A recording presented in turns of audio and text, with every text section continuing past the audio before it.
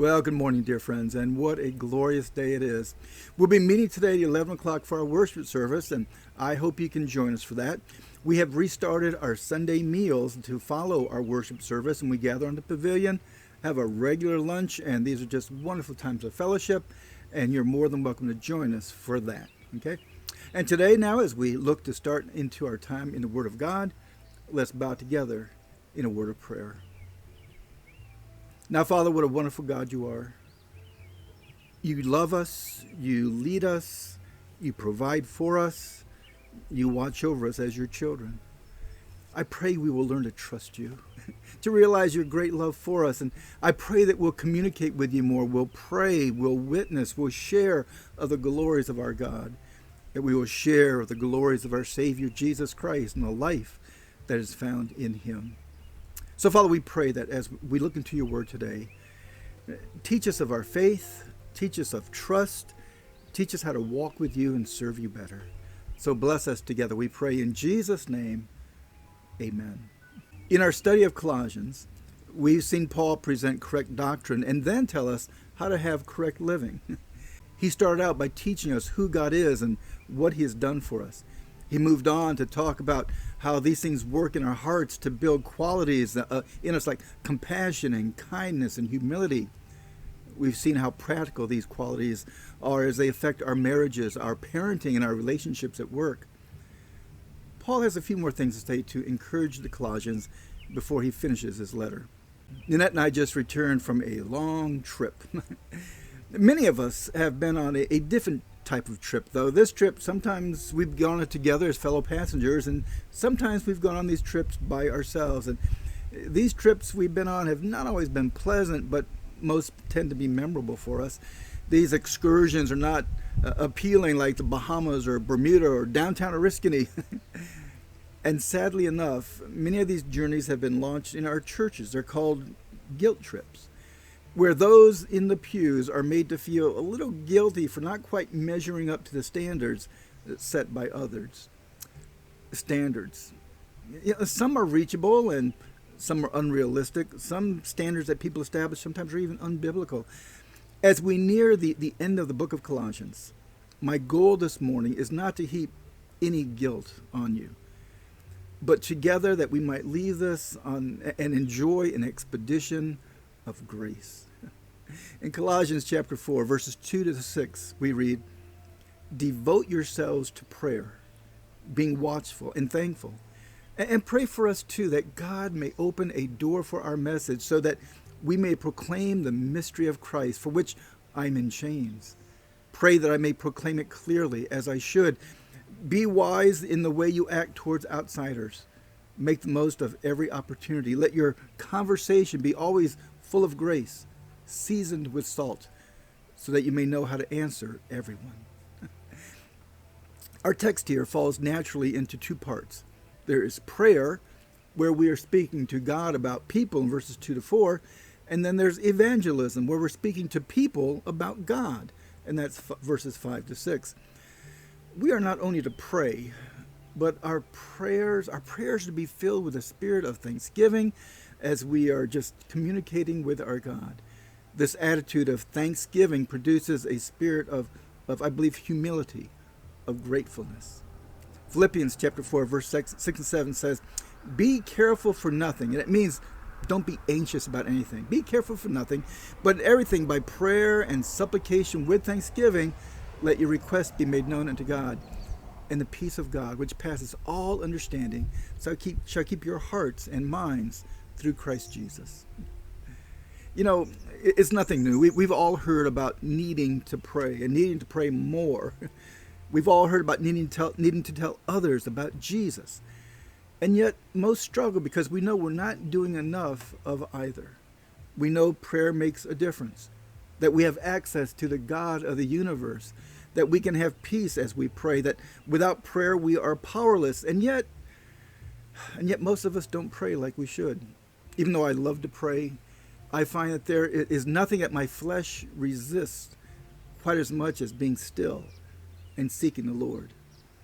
Though communion with the Lord is life's greatest pleasure, I often neglect it as if it were not even a priority.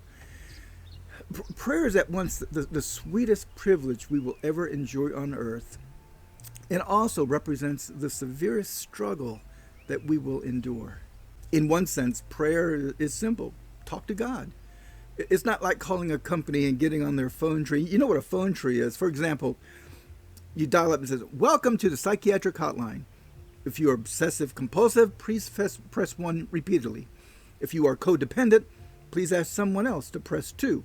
If you have multiple personalities, please press 3, 4, 5, and 6. If you are paranoid delusional, we know who you are and what you want. Just stay on the line until we can trace the call. If you are schizophrenic, listen carefully and a little voice will tell you which number to press. If you are manic depressive, it doesn't matter which number you press, no one will answer. Well, thankfully, it's a lot easier to get in touch with God. And yet, it is also the most difficult part of the Christian life. Prayer is simply talking with God. Yet, ask any believer about their battles, and 9 out of 10, I'm sure, will tell you that maintaining a warm, vibrant, and deepening prayer life is one of their greatest challenges. There are obstacles to prayer. First, a person must really have a true relationship with God. We need to be able to call God our Father. And you can only do that if we've received Jesus into our heart and our life. A couple of verses that stand out to me are right here in Colossians chapter 1. In verse 21-22 it reads, "Once you were alienated from God and were enemies in your minds because of your evil behavior, but now he has reconciled you by Christ's physical body through death to present you holy in his sight, without blemish and free from accusation." This is what you were, alienated from God, but now he calls you friend. He calls you his child. You were that, but now look at you.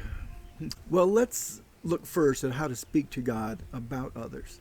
And verse 2 answers the question, how do we pray? It says, devote yourselves to prayer, being watchful and thankful. Devote yourselves watchful and thankful. I remember one time, Nanette and I were praying in bed, and it was just an incredibly busy day. We were both very tired. And as I prayed, I remember I was in bed, and I said, as I was praying, and thank you, God, for this food. And I looked at her, and she looked at me, and I said, I think it's time to simply say goodnight to God. You know, prayer was never meant to be a burden. Prayer is simply talking with your Father who loves you. It says here, pray with devotion. To devote means to adhere firmly to. It implies persistence and is the opposite of hit and miss. It kind of brings to mind how faithful the early church was. In Acts chapter 2, it says, they devoted themselves to the apostles' teaching and to the fellowship, to the breaking of bread, and to prayer. My friends, we need to pray for one another. That's vital. And so if you don't pray for me, and I preach a lousy sermon, well, it's your fault. Pray for me. We pray for one another. Verse 5 focuses on your Christian walk. Verse 6 focuses on our Christian talk. It says, be wise in the way you act toward outsiders. Outsiders. What an interesting word. Who are these outsiders? These are people who don't believe in Jesus. My friends, people are watching you. They're looking for reasons not to believe. They need to see in us reasons to believe. They need to see consistency. They need to hear the truth. Your Christian walk isn't something that people only hear. It's something that people see. It's the life you live in front of others. We must balance our life and our lips. We need to be careful in the way that we act. The decisions people are making about the validity of Christianity is often based upon how we're living. Paul says, pray that God will give us an open door. Let's not shut the door of opportunity by our behavior. Let's make the most of opportunities that God is giving us. And that involves being gracious. Gracious, it seems to be a quality lacking in our society today. Well, verse 6 challenges us. It challenges us to guard what comes out of our mouths. It says, let your conversation be always full of grace, seasoned with salt, so that you may know how to answer everyone. You're not going to have every answer, but you can have some answers. And we need to be ready to give those answers. You know, seasoned with salt. Salt was a precious commodity in the ancient world. It is so inexpensive for us that we spread it on our winter roads just to keep things from being icy. But back then, great effort was made to get it, and it was even used as a method of payment.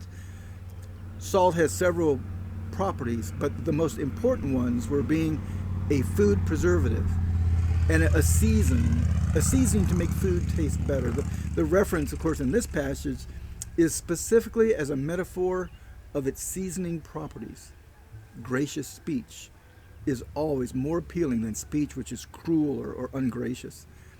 As Proverbs 15:1 states, a gentle answer turns away wrath, but a harsh word stirs up anger. And Proverbs 10 verse 12 says, hatred stirs up strife, but love covers all transgressions. Our wise walk should lead to wise words.